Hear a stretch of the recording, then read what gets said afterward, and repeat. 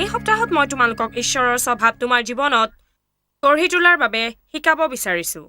আৰু মই স্বভাৱনো কি তাৰ বিষয়ে তোমালোকক ক'বলৈ আৰম্ভ কৰিব বিচাৰিছোঁ। আৰু লেটিন ভাষাত কেৰেক্টাৰ শব্দটোৰ অৰ্থ হ'ল খোদিত কৰা, আৰু 1 মিনিটৰ বাবে খোদিত কৰাজনৰ বিষয়ে ভাবা। এটা পাথৰত কিবা এটা মূৰ্তি খোদিত কৰিবৰ বাবে অলপ সময় লাগে।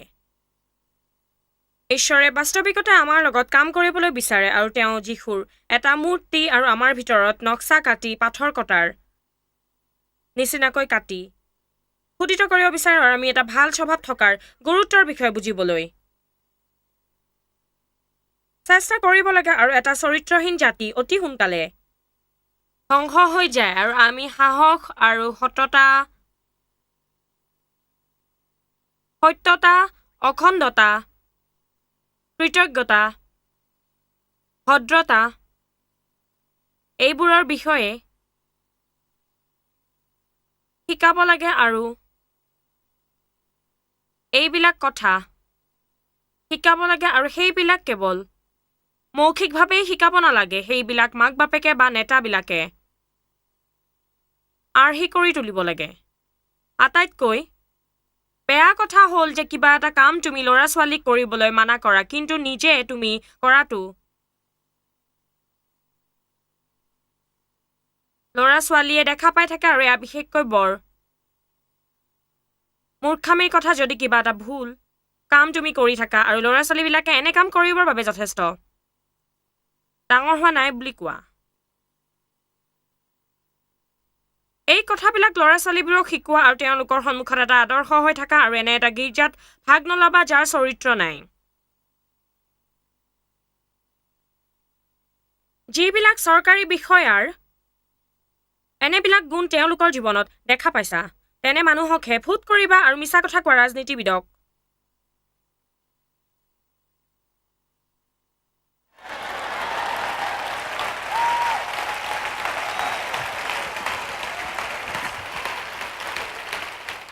ভোট নিদিবা। আৰু এয়া আমাৰ বাবে বৰ দেৰি হোৱা নাই, আৰু এয়া আমাৰ জাতিৰ বাবে বৰ দেৰি হোৱা নাই। আমি সলনি হ'ব পাৰোঁ। গীৰ্জাৰ পৰিৱৰ্তন হ'ব পাৰে, আৰু সমাজখন সলনি হ'ব পাৰে, চৰকাৰ সলনি হ'ব পাৰে। কিন্তু যদি আমি প্ৰত্যেকে এজন ব্যক্তি হিচাপে প্ৰতিজ্ঞা নকৰোঁ আমাৰ ঐশ্বৰিক চৰিত্ৰ গঢ়ি তুলিবৰ বাবে, আৰু অখণ্ডতাৰ নিচিনা গুণসম্পন্ন কাম নকৰোঁ, তেন্তে আমি একো এটা বস্তুৰে পৰিৱৰ্তন আনিব নোৱাৰোঁ। আৰু তুমি জানানে, এনে মানুহো আছে যি সম্পূৰ্ণতা শব্দটোৰ অৰ্থও বুজি নাপায়। আৰু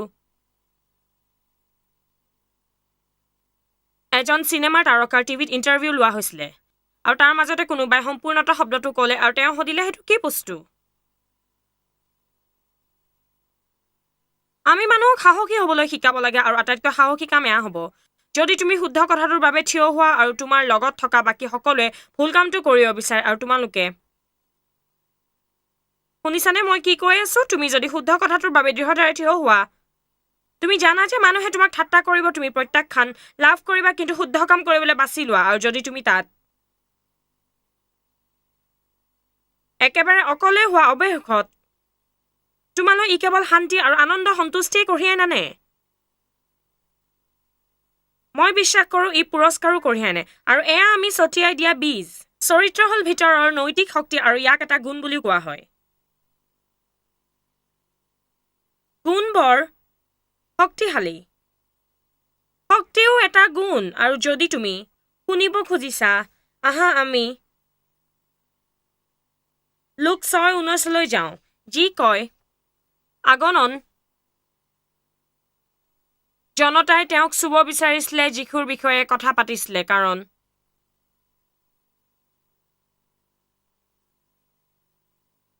আৰোগ্য কৰা শক্তি তেওঁৰ পৰাই ওলাইছিলে, আৰু সকলোকে আৰোগ্য কৰি তুলিছিল। আৰু অতিশয় নৰিয়া অৱস্থা আৰু দুৰ্যোগৰ পৰা তেওঁলোকক ৰক্ষা কৰিছিলে। আৰু বিস্তাৰিত বাইবেলে কয় যে আৰোগ্যতাৰ শক্তি সকলো সময়তে তেওঁৰ পৰা ওলাইছিলে, আৰু ৰজা জাকুবৰ মতে গুণ তেওঁৰ পৰা ওলাইছিলে। আৰু আমি আৰু সময় ল'ব নিবিচাৰোঁ, কিন্তু যদি তুমি লোক 18 যোৱা, য'ত যীশুৱে নাৰীগৰাকীক ভাল কৰি দিছিলে যাৰ তেজৰ এটা সমস্যা আছিলে। ইয়াত কয় যে তাই যীশুক হাত মেলি স্পৰ্শ কৰিলে আৰু তাইৰ বিশ্বাসে তেওঁক চুলে। তাই তেওঁৰ পোছাকৰ চিলাইটো চুলে আৰু তেওঁ অনুভৱ কৰিলে যেন পুণ্য তেওঁৰ গাৰ পৰা ওলাইছিলে। এয়া মোৰ বাবে বৰ আমোদজনক আছিলে। মই ইয়াৰ ওপৰত বহুত বছৰৰ আগতে বহুতো শিক্ষাদান কৰিছিলোঁ। কেনেকৈ ক্ষমতা আমি বিচাৰিব লাগে, কিন্তু আমি যদি চৰিত্ৰ বিচাৰোঁ আমি সঁচাকৈয়ে উৎকৃষ্ট হ'বলৈ বিচাৰিব লাগিব আৰু ঈশ্বৰে বিচৰা ধৰণৰ মানুহ হ'ব লাগিব, আৰু তেতিয়া ক্ষমতা আপোনা আপুনি আহি যাব, আৰু বিশেষকৈ মোৰ মণ্ডলীৰ। আগৰ সময়খিনিত মই 30 বছৰৰ আগৰ কথা কৈছোঁ, তাত এটা ঐশ্বৰিক আন্দোলন হৈছিলে, বিশ্বাসৰ আন্দোলন। তেতিয়া একেবাৰে নতুন কথা আছিলে আৰু আধ্যাত্মিক সংঘৰ্ষৰ বিষয়ে বহুতো শিক্ষা দিয়া হৈছিলে আৰু ৰোগীয়াজনক সুস্থ কৰাৰ বিষয়ে বহুতো শিক্ষা দিয়া হৈছিলে, আৰু প্ৰত্যেকে এইবিলাক ক্ষমতাই তেওঁলোকৰ জীৱনত কাম কৰাটো চাব বিচাৰিছিলে, আৰু বিশ্বাসী ভক্তবিলাকৰ বাবে এয়া বৰ ডাঙৰ কথা আছিলে। তেওঁলোকে আত্মাৰ উপহাৰ ল'বলৈ বিচাৰিছিলে, আৰু তেওঁলোকে আৰোগ্য কৰাৰ ক্ষমতা বিচাৰিছিলে, আৰু শয়তানক আঁতৰ কৰাৰ ক্ষমতা বিচাৰিছিলে, আৰু সকলোৱে প্ৰাৰ্থনাত ক্ষমতাৱান হ'ব বিচাৰিছিলে। কিন্তু তুমি জানানে কি, তেতিয়াৰ সময়ত এই কথাবিলাক শিকাবলৈ বৰ ভাল আছিলে, আৰু আমি এয়া শুনা দৰকাৰ আছিলে। ই গীৰ্জাবিলাক আলোড়িত কৰি তুলিছিলে। আমি আত্মাৰ কথা শুনা দৰকাৰ, চৰিত্ৰৰ বিষয়ে শিক্ষা প্ৰদান কৰা, আৰু উৎকৃষ্ট হোৱা আৰু সম্পূৰ্ণতাৰ মাজেৰে চলা, আৰু এনেবোৰ কথাৰ অৱনতি ঘটিছিল। আচলতে এই সকলোবোৰ কথা তেওঁলোকক একেলগে শিকাব লাগিছিল।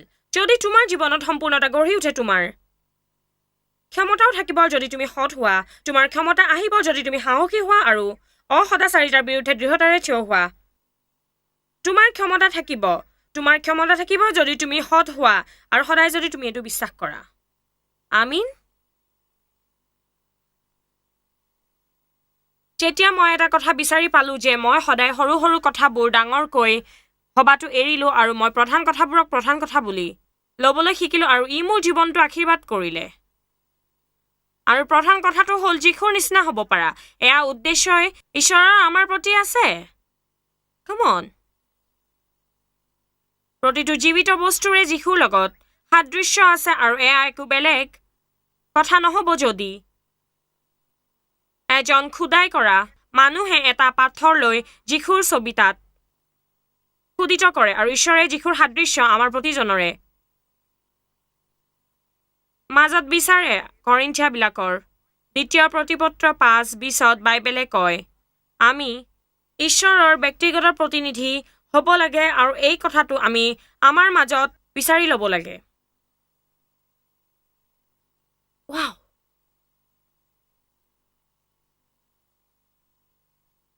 তেওঁ আমাৰ মাজত কাম কৰে, আৰু গোটেই পৃথিৱীকে আবেদন জনাই প্ৰতিদিন তুমি যেতিয়া কামলৈ যোৱা, ঈশ্বৰে বিচাৰে তোমাৰ জীৱনটো তোমাৰ চাৰিওকাষৰ মানুহৰ বাবে আৰু এটা আদৰ্শ হওক, য'ত তুমি নিজৰ ৰূপত থকাৰ বাবে তেওঁলোকে ঈশ্বৰক সেৱা কৰিবলৈ বিচাৰে, যি ঈশ্বৰক তুমি জানা। আৰু যেতিয়া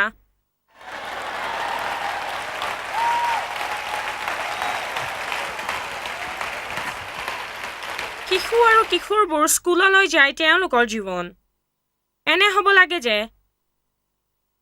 আনে তেওঁলোকৰ যি আছে তাক ল'বলৈ বিচাৰে। এজন গুণসম্পন্ন ব্যক্তিয়ে আন মানুহক চিৰকালৰ বাবে প্ৰভাৱ পেলায় যদি তেওঁলোকৰ গুণবিলাক প্ৰকৃত গুণ হয়। আৰু মই এখন কিতাপ পঢ়িবলৈ আৰম্ভ কৰিছিলোঁ, কেৰেক্টাৰ মেটাৰ্ছ, মাৰ্ক ৰুটলেণ্ড নামৰ এজন মানুহে, আৰু মই ইয়াৰ এটা সৰু অংশ পঢ়িছিলোঁ, কিন্তু কিতাপখন বৰ ভাল কিতাপ হ'ব যেন লাগিছিলে। মই তাৰ এটা সৰু কাহিনী পঢ়ি শুনাব খুজিছোঁ, যিটো তেওঁ ইয়াত লিখিছে। ই কয়, বহুত বছৰ আগতে ৱেৰ ছাৰ্ভিচে মিডৱেষ্টৰ এজন প্ৰিণ্টিং প্ৰেছ অপাৰেটৰৰ একাউণ্ট চাব বিচাৰিছিলে, যাৰ মালিকে এখন পৰ্ণগ্ৰাফিক মেগাজিন উলিয়াবৰ বাবে এটা কণ্ট্ৰেক্ট ছাইন কৰিছিল। এই মানুহজনে এটা কণ্ট্ৰেক্টৰ ওপৰত প্ৰেছত কাম কৰিবলৈ আপত্তি কৰিলে, আৰু তেওঁ আবেদন জনালে, মোক অন্য কোনো প্ৰজেক্টত কাম কৰিবলৈ দিয়া, কিন্তু মই এইটোত কাম কৰিব নোৱাৰোঁ। মই আটাইতকৈ বেয়া সময়টো দোকানত পাৰ কৰিম, কিন্তু সেইটো কণ্ট্ৰেক্টত মই কাম কৰিব নোৱাৰোঁ, য'ত পৰ্ণগ্ৰাফিক মেগাজিন প্ৰিণ্ট কৰে। সেই মেগাজিনখন প্ৰিণ্ট হোৱাৰ সময়ত মই প্ৰেছত কাম নকৰোঁ। তেওঁক চাকৰিৰ পৰা খেদোৱা হ'ল। তেওঁ লেবাৰ ইউনিয়নত আবেদন কৰিলে, যি তেওঁক সমৰ্থন নকৰিলে তেওঁৰ চাকৰি শেষ হ'বলৈ। 3 বছৰ থাকোঁতে চাকৰিৰ পৰা খেদা খালে, নহ'লে যিটোত তেওঁ পেঞ্চনৰ সৈতে অৱসৰ পালেহেঁতেন। তেওঁ ক'লে, মই এই আমনি লগা কাহিনীটো এজন ধৰ্মযাজকৰ লগত আলোচনা কৰিছিলোঁ, যিজনক মই চিনি পাওঁ, আৰু এয়া আছিলে ধৰ্মযাজকজনৰ সঁহাৰি। এতিয়া এই ঘটনাটো বৰ দুখ লগা। কি যে এটা মূৰ্খামি। ধৰ্মযাজকজনে ক'লে, আৰু এই মানুহজনে সাধাৰণ মই এটা লৈ মূৰ ঘমাই আছে আৰু এটা উট গিলিব বিচাৰিছে। ইনো কি বৰ ডাঙৰ কথা।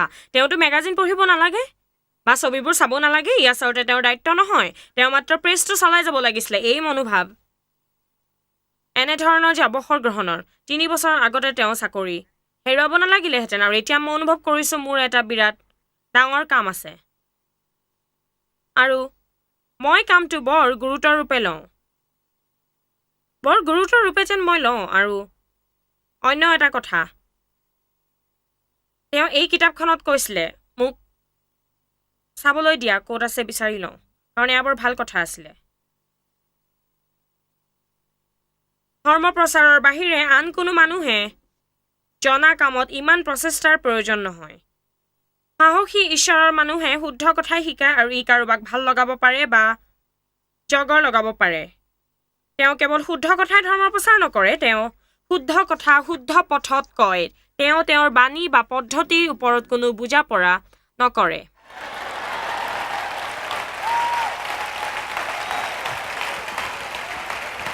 আন কোনোবাই কি কৰে নাজানো, কিন্তু মই যদি কোনোবা কনফাৰেন্সত কিবা এটা কথা প্ৰচাৰ কৰোঁ, মই ঈশ্বৰে মোক যিটো ক'বলৈ কোৱা বুলি বিশ্বাস কৰোঁ তাকে কওঁ, আৰু মই তোমালোকক সত্য কথাটো কৈছোঁ। আমাৰ জাতিৰ কিছুমান সমস্যা আছে, আমাৰ পৰিয়ালত কিছুমান সমস্যা আছে, আমাৰ স্কুলবিলাকত কিছুমান সমস্যা আছে, আৰু আমাৰ গীৰ্জাত কিছুমান সমস্যা আছে। মই যেতিয়া গীৰ্জা বুলি কওঁ, মই আমাৰ গীৰ্জাৰ বিষয়ে বা তোমাৰ গীৰ্জাৰ বিষয়ে কোৱা নাই। মই কোনো নিৰ্দিষ্ট গীৰ্জালৈ আঙুলি টোৱাই দেখুওৱা নাই, কাৰণ আমি এইটো গীৰ্জা কেৱল কিছুমান সদস্যৰে গঠিত হয়। আমাৰ সমস্যা থকাৰ কাৰণ হ'ল মানুহবোৰে বুজা পৰা কৰে, সহজে কোৱা কামটো কৰে। আনে যি কাম কৰে তাক কৰিব বিচাৰে, যিটো জনপ্ৰিয় তাকে কৰিব বিচাৰে, যি কথাই আঘাত নিদিয়ে তাক কৰিব বিচাৰে, যিটো কথাৰ বাবে তুমি ভৰিব নালাগে তাক কৰে, তুমি যি মন যায় তাকে কৰা, আৰু আনৰ অনুমোদন লাভ কৰা, আৰু তুমি তোমাৰ কামটো বচাই ৰাখিবৰ বাবে যি মন যায় তাকে কৰা। আৰু মোৰ ভাবি আচৰিত লাগে, কিমান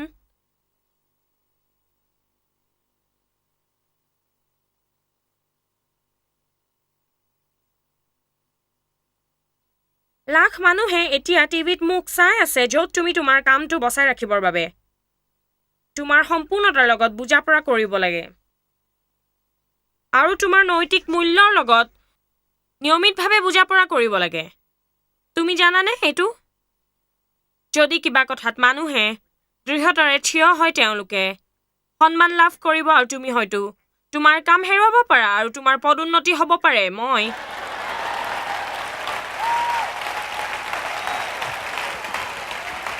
তোমালোকক মোৰ বিষয়ে এটা সৰু কাহিনী কওঁ। মোৰ বহুতো কথা আছে যিবোৰ মোৰ অতীতৰ জীৱনৰ ভুল কথা আছিলে, কিন্তু এটা কথা মোৰ মাজত আছিলে, সেয়া হ'ল ঈশ্বৰৰ প্ৰতি ভয়। মোৰ সময়ত এটা পৰিস্থিতি আছিলে, এয়া মই মণ্ডলীত সোমোৱাৰ আগতে বা পবিত্ৰ আত্মাৰে ভৰপূৰ হোৱাৰ আগৰ কথা, আৰু মোৰ পুনৰ জনম হ'ল। মই প্ৰভুক ভাল পাইছিলোঁ আৰু মই গীৰ্জালৈ গৈছিলোঁ, কিন্তু মই বৰ দৈহিক আছিলোঁ। মই এটা চি ফুড কোম্পানীত কাম কৰিছিলোঁ, আৰু মই যিজন মানুহৰ বাবে কাম কৰিছিলোঁ তেওঁক বৰ অসৎ পাইছিলোঁ, আৰু মই বুক কিপাৰৰ কাম কৰিছিলোঁ। আৰু এদিন তেওঁ মোৰ ওচৰলৈ আহিলে, আৰু আমি যাৰ লগত ব্যৱসায় কৰিছিলোঁ তেওঁলোকে আমাৰ হিচাপত বেছি পইচা দিছিলে, আৰু তেওঁলোকে এখন বিলত 2বাৰ পইচা ভৰিলে। সেইকাৰণে তেওঁলোকৰ একাউণ্টত $300 পাবলগীয়া আছিলে, আৰু মই তেওঁলোকক মাহেকীয়া হিচাপত পইচা ঘূৰাবলৈ সাজু হৈছিলোঁ। কিন্তু মানুহজনে মোক তেওঁলোকৰ হিচাপত 0 বেলেঞ্চ দেখুৱাবলৈ ক'লে, আৰু আচলতে তেওঁ মোক সেই পইচা চুৰ কৰিবলৈ ক'লে। তোমালোকৰ কিমান এই কথাটো বুজি পাইছা?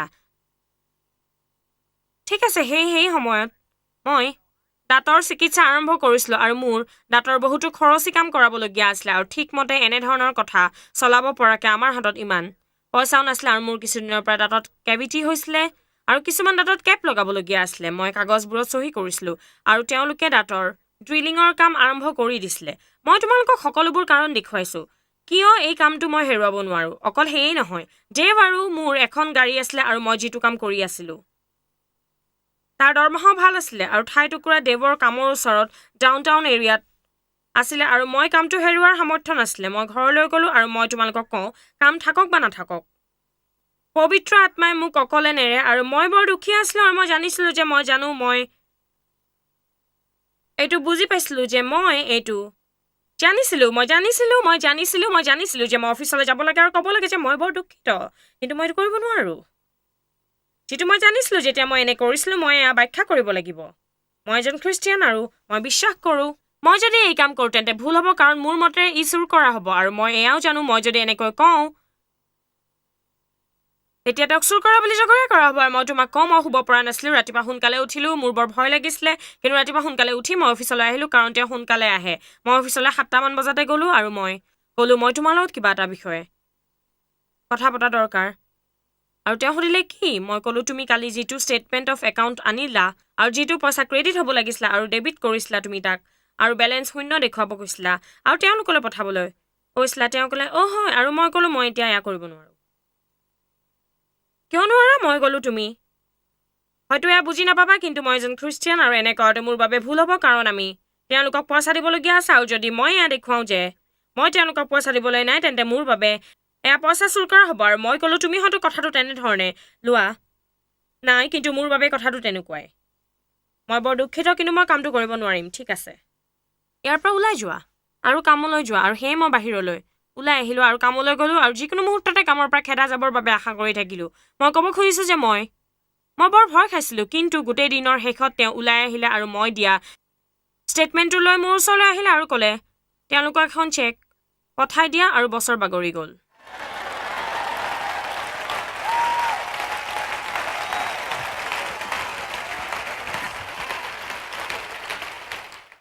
মই কোম্পানীটোত প্ৰমোশ্যনৰ ওপৰত প্ৰমোশ্যন পালোঁ আৰু শেষত পুৰা ইনচাৰ্জৰ দ্বিতীয় হ'লোঁ। আৰু মই সকলো ৱেৰহাউচৰ ওপৰত দায়িত্বত আছিলোঁ আৰু মই সকলো ট্ৰাক ড্ৰাইভাৰৰ ওপৰত দায়িত্বত আছিলোঁ। মই তাত সকলোৰে মুৰব্বী আছিলোঁ, মোৰ এটা কৰ্তৃত্ব আছিলে। মই যিটো কাম কৰিছিলোঁ তাক কৰিব পৰাকৈ শিক্ষা মোৰ নাছিলে, কিন্তু ঈশ্বৰে মোক দয়া কৰিলে।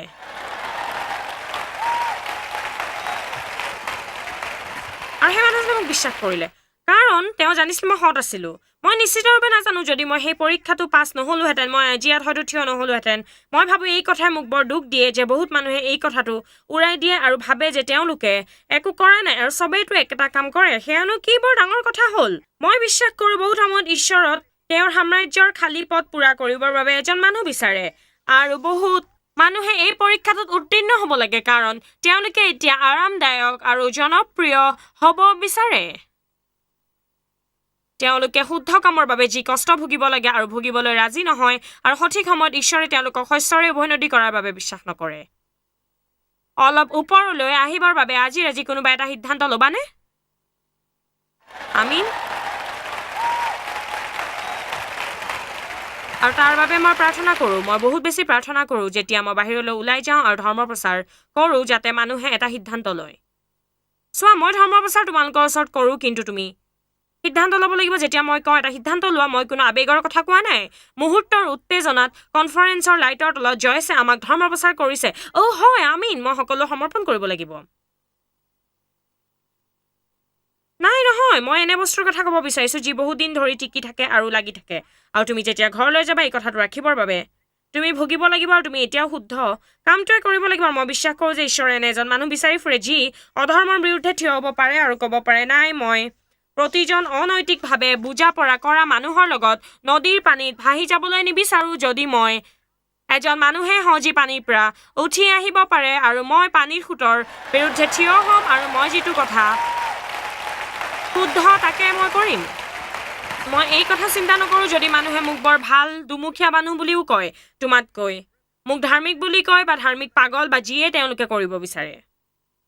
মই তাক লৈ চিন্তা নকৰোঁ। আৰু তোমালোকক এটা কথা ক'বলৈ দিয়া, এতিয়া মোৰ কথা শুনা। এদিনাখন তুমি আৰু ঈশ্বৰে এইজনে সিজনৰ মুখলৈ চাই থাকিবা, আৰু তোমাক যিবোৰ মানুহে জোৰ দিছিলে তাৰ এজনো তাত নাই, আৰু তেওঁ তোমাক ইয়াৰ সকলো বিৱৰণ দিবলৈ ক'ব। আৰু মই তোমালোকক কওঁ, মই ঈশ্বৰৰ ওচৰত হিচাপ দিবলৈ ৰাজি।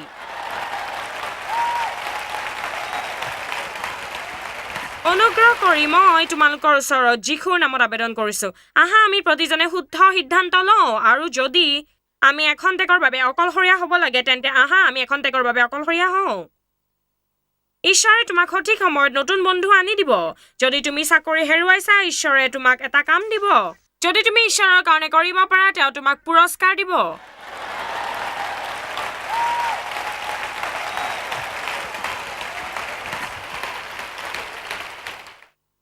আৰু তোমাক এটুকুৰা ভাল স্থান দিব আৰু মোৰ লগত জেৰেমিয়া 9লৈ। ব'লা আৰু এতিয়া শুনা জেৰেমিয়াবিলাকৰ প্ৰতিপত্ৰ 9:24-25 তেওঁক মহিমাৰে মহিমামণ্ডিত হ'বলৈ দিয়া আৰু তেওঁ তোমাক বুজি পায় আৰু মোক জানে ব্যক্তিগতভাৱে আৰু ব্যৱহাৰিকভাৱে শব্দটো অলপ দেৰিৰ কাৰণে মনত ৰাখা আৰু স্পষ্টভাৱে মোৰ চৰিত্ৰ চিনাক্ত কৰে যে মই এই প্ৰভু যি প্ৰেম ভাল পোৱা বিচাৰৰ আৰু পৃথিৱীত ধৰ্মনিষ্ঠতা চলাই ৰাখে কাৰণ এইবোৰ বস্তুৰে মোক আনন্দ প্ৰদান কৰে। চোৱা দিন আগলৈ কাষ চাপি আহি আছে। প্ৰভুৱে কয় মই সকলোকে শাস্তি দিম যি অংগক্ষৰণ কৰিছে শৰীৰৰ বাহিৰৰ পৰা কিন্তু অন্তৰৰ পবিত্ৰতা ফালৰ পৰা তেওঁলোকৰ কোনো শাৰীৰিক অংগক্ষৰণ হোৱা নাই।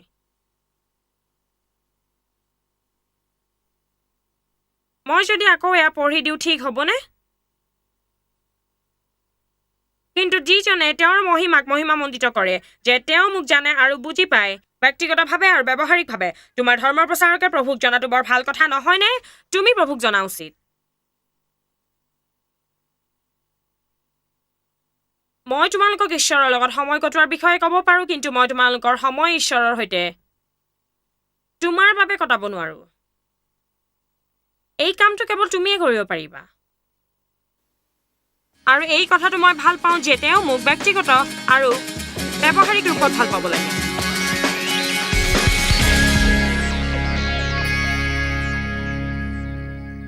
আমাৰ চৰিত্ৰ বৰ দৰকাৰী বস্তু যিটো কাম মই একেলেঠাৰেই কৰোঁ মাজে সময়ে নহয় আৰু যিটোৱে আমাৰ জীৱনৰ পৰিৱৰ্তন আনি দিয়ে। মই আন মানুহবোৰে আমাক সুস্থিৰ দেখাটো বিচাৰোঁ আৰু তেওঁলোকে বিশ্বাস কৰা দৰকাৰ যে আমি সম্পূৰ্ণতাৰ মানুহ নিজৰ কথা ৰখা মানুহ আমি কি কৰিব লাগে কয় আৰু আমি যি কওঁ তাকে কৰে আৰু আমি সৎ হোৱা দৰকাৰ সদায় সঁচা কথা ক'ব লাগে। আমি ঈশ্বৰৰ মাজত ডাঙৰ হওঁতে বহুত কথা শিকিব লাগে আৰু আমি যিমানেই বুঢ়া নহওঁ সেয়া একো ডাঙৰ কথা নহয় আৰু আমি যেতিয়াই বিচাৰোঁ যীশুৰ লগত সম্পৰ্ক গঢ়ি তুলিব পাৰোঁ।